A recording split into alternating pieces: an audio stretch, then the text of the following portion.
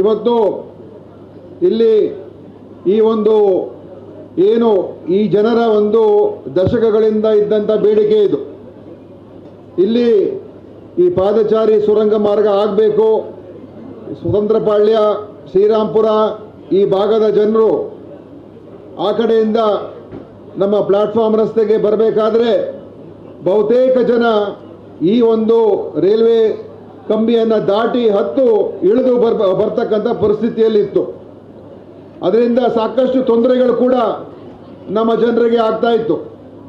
ಮತ್ತು ಅದರಲ್ಲಿ ಒಂದು ಕಡೆ ಸುರಕ್ಷತೆ ವಿಚಾರ, ಅನೇಕ ಅಪಘಾತಗಳು ಮತ್ತು ಅವರಿಗೆ ಅದರಿಂದ ಆಗ್ತಕ್ಕಂಥ ಸಮಸ್ಯೆಗಳು. ಇನ್ನೊಂದು ಸಾಯಂಕಾಲದ ಹೊತ್ತು, ರಾತ್ರಿ ಹೊತ್ತು ಹತ್ತಬೇಕಾದ್ರೆ ಇಳಿಬೇಕಾದ್ರೆ ಆಗುವಂಥ ಅಪಘಾತಗಳು ಮತ್ತು ಬೇರೆ ಬೇರೆ ಅನೇಕ ಸಂದರ್ಭಗಳಲ್ಲಿ ಅಲ್ಲಿ ಕಾನೂನು ಬಾಹಿರ ಚಟುವಟಿಕೆಗಳಿಂದ ಜನರಿಗೆ ಆಗ್ತಕ್ಕಂಥ ತೊಂದರೆಗಳು, ಇದೆಲ್ಲ ಕೂಡ ಅವರ ಒಂದು ಮುಖ್ಯ ಬೇಡಿಕೆ ಆಗಿತ್ತು.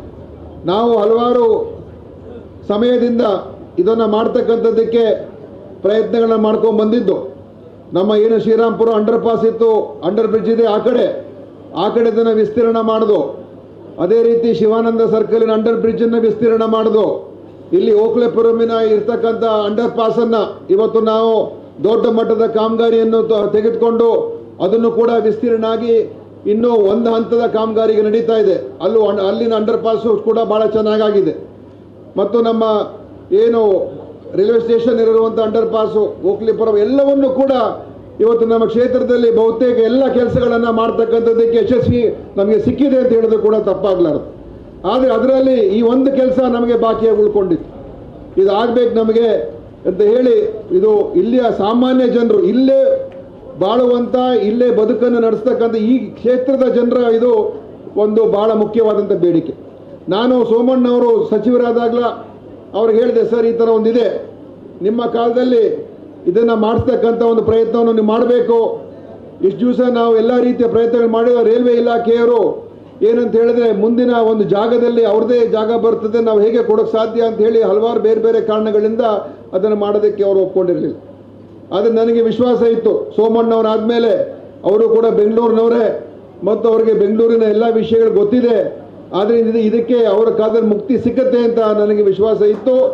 ಅವರಿಗೆ ನಾನು 3-4 ಬಾರಿ ಇದನ್ನು ನಾನು ಹೇಳಿದಾಗ, ಅವರು ಮೊದಲನೇ ಬಾರಿ ಹೇಳಿದಾಗಲೇ ಅವ್ರ ಅಧಿಕಾರಿಗೆ ಹೇಳಿದ್ರು, ಇದನ್ನು ನೋಡ್ರಪ್ಪ ನೀವು ಫಾಲೋ ಅಪ್ ಮಾಡಿ ಅಂತ.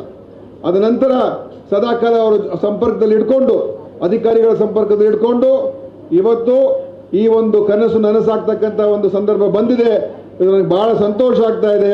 ಆದ್ದರಿಂದ ವಿಶೇಷವಾಗಿ ನಾನು ಹೃತ್ಪೂರ್ವಕವಾದ ಅಭಿನಂದನೆಗಳನ್ನು ನಾನು ಅವರಿಗೆ ಸಲ್ಲಿಸ್ತಾ ಇದ್ದೇನೆ. ಇದು ಸುಮಾರು 5.5 ಕೋಟಿ ರೂಪಾಯಿ ವೆಚ್ಚದಲ್ಲಿ ಆಗ್ತಕ್ಕಂಥ ಒಂದು ಕೆಲಸ.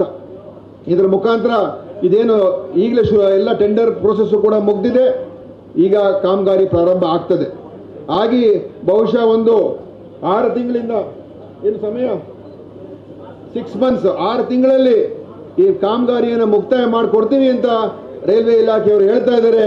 ಅದು 6 ತಿಂಗಳಲ್ಲಾದರೆ ನಿಜವಾಗ್ಲೂ ನಮ್ಮ ಜನರು ನಿಮಗೆ ಭಾಳಷ್ಟು ಆಶೀರ್ವಾದ ಮಾಡ್ತಕ್ಕಂಥ ಒಂದು ಕೆಲಸ ಆಗುತ್ತೆ, ಪುಣ್ಯ ನೀವು ಕಟ್ಕೊಡ್ತೀರಾ ಅಂತ ಹೇಳೋದಕ್ಕೆ ಬಯಸ್ತಾ ಇದ್ದೀನಿ. ಯಾಕೆಂದರೆ ಇದು ನಾವು ಭಾಳಷ್ಟು ಕಾಲ ಅದನ್ನು ಮುಚ್ಚಿಡೋದು ಕೂಡ ಸಾಧ್ಯ ಇಲ್ಲ.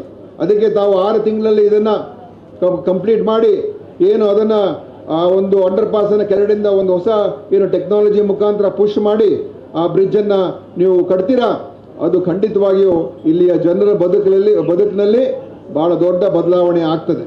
ಆದ್ದರಿಂದ ಇದು ಈಗಲೇ ಕೂಡಲೇ ಶುರು ಮಾಡಿ ಈ ವರ್ಷದೇ ಅಥವಾ ಮುಂದಿನ ವರ್ಷ ಜನವರಿ ಫೆಬ್ರವರಿ ವರ್ಷಕ್ಕೆ ಮುಕ್ತಾಯ ಆಗಿ ಸೋಮಣ್ಣವರೇ ಬಂದು ಇದು ಉದ್ಘಾಟನೆ ಮಾಡಬೇಕು ಅಂತ ನಾನು ಅವರಲ್ಲಿ ವಿನಂತಿ ಮಾಡ್ತಾ ಇದ್ದೀನಿ. ಅವ್ರ ಕೈಯಿಂದನೇ ಉದ್ಘಾಟನೆ ಆಗಬೇಕಿತ್ತು.